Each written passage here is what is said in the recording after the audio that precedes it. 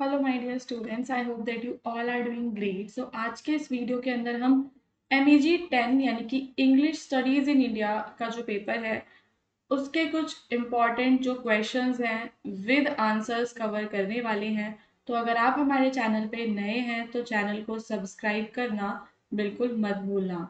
इसके अलावा MA English के एग्ज़ाम की प्रिपरेशन के लिए हमारे पास notes and guest papers available हैं, जिसके लिए आप हमारे इस नंबर पे स्कॉलरली माइंड्स की टीम को व्हाट्सएप करके अपने MEG के सारे कोर्सेज के लिए गेस्ट पेपर्स को परचेज कर सकते हो, या फिर चैप्टर वाइज नोट्स भी आपके लिए हेल्पफुल हो सकते हैं। तो जो भी हमारे क्वेश्चंस रहेंगे उनके आंसर्स को मैं एकदम इजी लैंग्वेज में आप सभी को समझाने वाली हूँ। और जो हमारी लाइव क्लासेस होती हैं, अगर आपको उनसे जुड़ना है तो हमारी जो लाइव क्लास है वो हमारे न्यू चैनल पे, जिसका नाम है स्कॉलरली माइंड्स लाइव, उस चैनल पे लाइव क्लासेस चलती हैं। लिंक आपको मिल जाएगा डिस्क्रिप्शन में। तो स्कॉलरली माइंड्स लाइव चैनल को भी आप सब्सक्राइब कर सकते हो हमारी रिवीजन एंड मैराथन क्लासेस को देखने के लिए। अब चलते हैं क्वेश्चन नंबर 1 पे।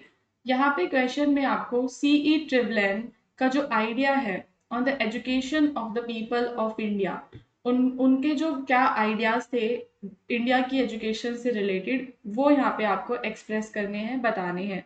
सो CE Trevelyan ideas on Indian education as expressed in his 1838 tract on the education of the people of India।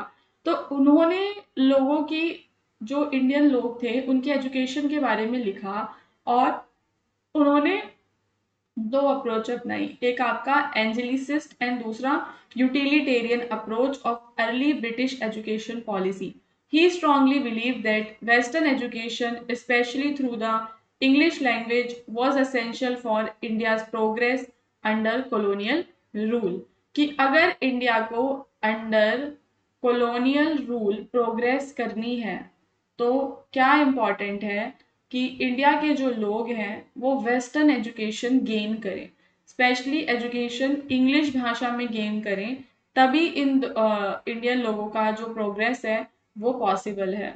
तो मेन आइडियाज़ की अगर मैं बात करूँ तो सबसे पहले उन्होंने आर्ग्यू किया कि जो इंग्लिश है वो ही होनी चाहिए मेन लैंग्वेज ऑफ एजुकेशन।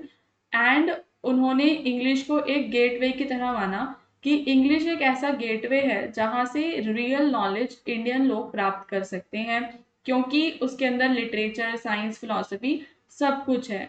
तो पहली चीज जिस पे वो फोकस करते थे वो क्या था? English as the medium of instruction.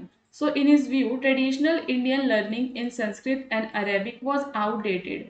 जो इंडियन लर्निंग है पुरानी, जो संस्कृत लैंग्वेज में है, वो लोगों की मॉडर्न नीड्स के हिसाब से यूजफुल नहीं है और आउटडेटेड है, ऐसा उनका विचार था। और वो वेस्टर्न नॉलेज को सुपीरियर मानते थे। तो उनका ऐसा विश्वास था कि जो यूरोपियन एजुकेशन है वो इंटेलेक्चुअली काफ़ी ज़्यादा सुपीरियर होती है। सब्जेक्ट्स जैसे कि साइंस, मैथ्स, मॉडर्न फिलॉसफी, ये सारे काफ़ी ज़्यादा यूजफुल और प्रोग्रेसिव होते हैं कंपेयर टू ओरिएंटल लर्निंग, जिसे वो अनसाइंटिफिक बताते हैं। तो इंडियन एजुकेशन के लिए यहाँ पे ये वर्ड यूज हुआ है ओरिएंटल लर्निंग, जो आपने ओरिएंटलिज्म के अंदर भी पढ़ा होगा। तो इसे क्या कहा जाता है? अनसाइंटिफिक कहा जाता है। सो वन ऑफ हिज की idea was the downward filtration theory. तो यहाँ पे आपको ध्यान देना है, अगर इनका क्वेश्चन आएगा तो उस क्वेश्चन के अंदर आप डाउनवर्ड फिल्ट्रेशन थ्योरी के बारे में जरूर एक्सप्लेन करोगे। ठीक है। So he suggested that if the upper and middle classes of Indians were educated in English, अगर इंडियन की जो अपर और मिडिल क्लास है वो इंग्लिश लैंग्वेज में एजुकेशन गेन करेंगे, तो knowledge and western values would gradually filter down to the masses, leading to overall social transformation. यानी कि सबसे पहले जो इंडिया के अपर क्लास हैं, देन मिडिल क्लास हैं, इन सभी लोगों को इंग्लिश भाषा में लैंग्वेज मतलब एजुकेशन गेन करनी चाहिए, ताकि धीरे धीरे ये जो वैल्यूज़ हैं वो लोअर लेवल पे भी लोगों तक पहुँचे और समाज के अंदर पूरा ट्रांसफॉर्मेशन लाया जा सकता है। Trevelyan supported a practical and job oriented curriculum. तो जो सिलेबस होता है, करिकुलम होता है, उन्होंने बोला कि सिलेबस आपका कैसा होना चाहिए? जॉब ओरिएंटेड होना चाहिए। उन्होंने मैथ्स, मैकेनिक्स, नेचुरल साइंस जैसे सब्जेक्ट्स को पढ़ाने पे जोर दिया ताकि स्किल्ड वर्कफोर्स क्रिएट की जा सके एंड जो ओवरऑल हेल्प करे इंडिया के इकोनॉमिक डेवलपमेंट में. So he believed there was already a strong demand among Indians for English education, कि जो इंडियन लोग हैं उन लोगों के अंदर इंग्लिश की एजुकेशन को लेकर ऑलरेडी हमें स्ट्रॉन्ग डिमांड देखने के लिए मिलती है, because it offered opportunities for government job, social mobility and Prestige. तो आज के समय में भी हम क्या देखते हैं कि इंग्लिश एजुकेशन की इंडिया में डिमांड भारी मात्रा में है. He also aim to create a class of Indians who would be English in taste and opinions, moral and intellect. तो एक लॉयल इंटरमीडिएरी क्लास बनाने की बात हो रही है, एक ऐसी क्लास, ऐसे लोग जो इंडियन तो होंगे बट उनके टेस्ट, उनके ओपिनियंस, उनके मॉरल्स, सारी चीजें वेस्टर्न होंगी. सो वो जो क्लास होगी वो एक्ट करेगी ब्रिटिश रूलर और इंडियन सोसाइटी में एक ब्रिज की तरह, helping in smooth colonial administration, और पूरा का पूरा ये जो कॉलोनियल एडमिनिस्ट्रेशन है वो चलाने में भी हेल्प करेगी. ठीक है. सो ये सारी चीजें हैं जो मेन आइडियाज थे उनके. और इसके बाद आप एक कंक्लूजन दे देना that Trevelyan's idea promoted a western oriented English based education system. Western oriented English based education system design not for modernisation. अब ये सिस्टम मॉडर्न बनाने के लिए नहीं था but also to support administration, मतलब कि ओवरऑल मॉडर्न बनाने के पीछे भी उनके छिपे हुए कारण थे. वो चाहते थे कि लोग इंग्लिश एजुकेशन को गेन करें ताकि वो ब्रिटिश एडमिनिस्ट्रेटिव और जो पॉलिटिकल इंटरेस्ट है ब्रिटिशर्स के इंडिया में उनको पूरा कर सकें. फिर हम चलते हैं अगले क्वेश्चन पे. काफी ज्यादा इंपॉर्टेंट क्वेश्चन है कि जो लैंग्वेज यानी कि भाषा जो होती है वो किस प्रकार से कल्चरल कोलोनाइजेशन में सपोर्ट करती है, एक रोल प्ले करती है. केवल भाषा ही कैसे हमें हमें उपनिवेश बना देती है, इस पे हम चर्चा करेंगे. तो लैंग्वेज का जो रोल है काफी ज्यादा सेंट्रल होता है in cultural colonisation, because it is not just a tool of communication but also a carrier of identity, knowledge and world view. तो आप यहाँ पे क्या देखते हो कि जो लैंग्वेज होती है वो केवल एक कम्युनिकेशन का टूल नहीं है बल्कि वो हमारी आइडेंटिटी को कैरी करते हैं. लैंग्वेज हमारी आइडेंटिटी को फ्रेम करती है, हमारी नॉलेज को दिखाती है और हमारे वर्ल्ड व्यू को भी शेप प्रोवाइड करती है. So when a colonizer imposes its language, it gradually reshapes how the colonized society think, learn and values its own culture. तो जब भी कोई कोलोनाइजर यहाँ पे कौन है? कोलोनाइजर यहाँ पे हम कह सकते हैं कि जो ब्रिटिशर्स थे हमारे लिए, वो कोलोनाइजर्स थे. उन्होंने हमारे ऊपर अपनी इंग्लिश लैंग्वेज को थोपा. जब उन्होंने अपनी सिर्फ भाषा को ही थोपा तो धीरे धीरे हमारी थिंकिंग, लर्निंग, वैल्यूज, हमारा पूरा कल्चर ही धीरे धीरे बदलता चला जाएगा. तो लैंग्वेज का रोल क्या है? सबसे पहली चीज कि जब आपकी जो नेटिव लैंग्वेज होती है ना, जो आप बोल रहे हो, फॉर एग्जाम्पल कोई हिंदी, कोई तमिल बोलता है, तो जो हमारी नेटिव लैंग्वेज होती है जब उसको साइड रख दिया जाता है तो ट्रेडिशनल जो नॉलेज का पार्ट है, जैसे कि जो हमारी पुरानी कहानियां होती थी, ओरल हिस्ट्रीज, मेडिसिन से जुड़ी हुई विजडम, तो ओवरऑल विजडम कहीं ना कहीं खो जाती है. तो this is because much of this knowledge exist only in the original language and can not be fully translated. तो बहुत सारी जो चीजें हैं जो हमारी नेटिव लैंग्वेज की होती हैं वो पीछे छूट जाती हैं क्योंकि उनको फुल्ली ट्रांसलेट करना भी पॉसिबल नहीं होता. अब क्या होता है कि हर एक जो लैंग्वेज है उसके अंदर उसके कुछ सर्टेन आइडियाज एंड वैल्यूज होती हैं. तो जब कोई लोग कोलोनाइजर्स की लैंग्वेज को अडॉप्ट कर लेते हैं, so when people adopt the colonizers language they also begin to absorb the culture, assumption and mindset. तो हम फिर धीरे धीरे अननोइंगली ही उनको पूरा ही फॉलो करने लग जाते हैं, जिसकी वजह से हमारा जो इंडिजीनियस पर्सपेक्टिव है वो काफी ज्यादा वीक हो जाता है. जो कॉलोनियल सिस्टम्स हैं often make the colonisers language the key to education, administration and job. Okay. तो यहाँ पे क्या होता है कि जो पूरा सिस्टम है, सिस्टम कैसा हो जाता है कि अगर आपको एजुकेशन चाहिए या आपको एडमिनिस्ट्रेशन में जाना है, आपको जॉब करनी है, तो वो सिस्टम ही ऐसा क्रिएट कर देते हैं कि उधर वो सब प्राप्त करने के लिए आपको उनकी भाषा सीखनी ही पड़ेगी। ठीक है, तो कहीं ना कहीं आपको बाध्य किया जाता है।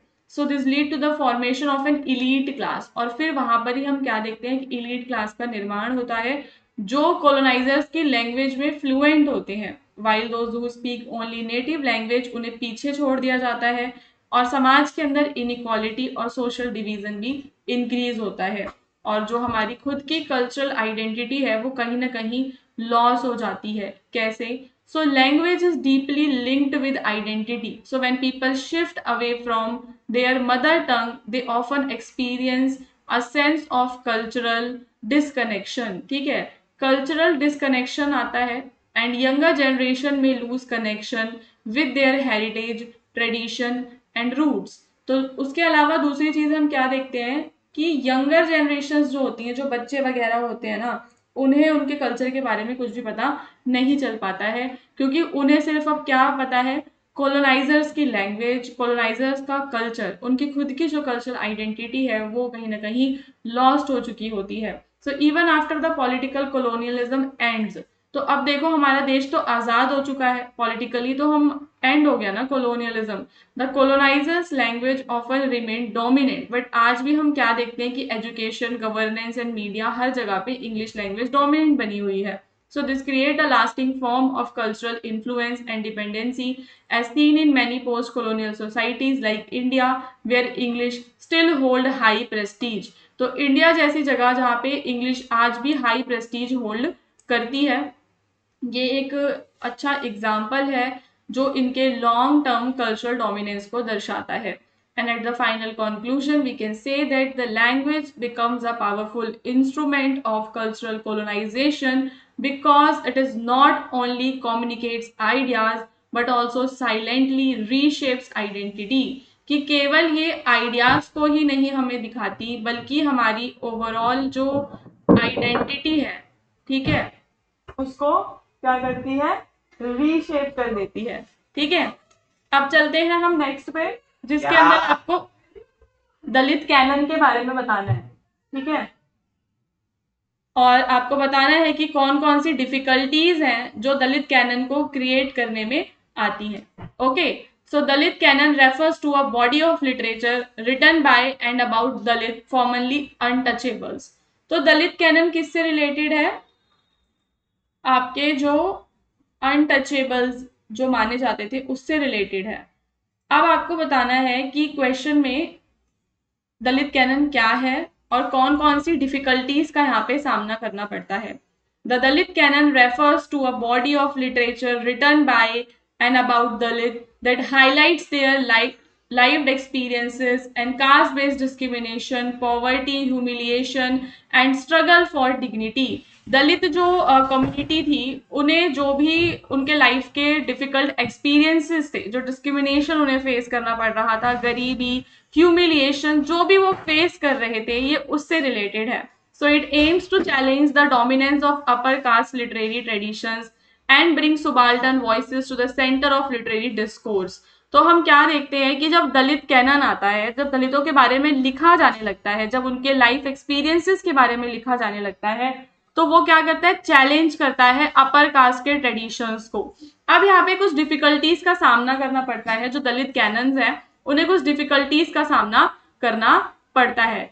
ट्रेडिशनली हम क्या देखते हैं, जो लिटरेरी कैनन्स थे वो सिलेक्टिव हुआ करते थे और वहां पे सिर्फ कुछ ही लोगों का डोमिनेंस रहता था। जो दलित लिटरेचर है उसे इग्नोर किया जाता था और मेन स्ट्रीम में उसको नहीं आने दिया जाता था। So this historical exclusion makes it difficult to build an accepted canon today. जो दलित लिटरेचर है वो फॉलो करता है एक different aesthetic framework. It gives importance to वेदना, यानी कि पेन को इसमें इंपॉर्टेंस दिया जाता है।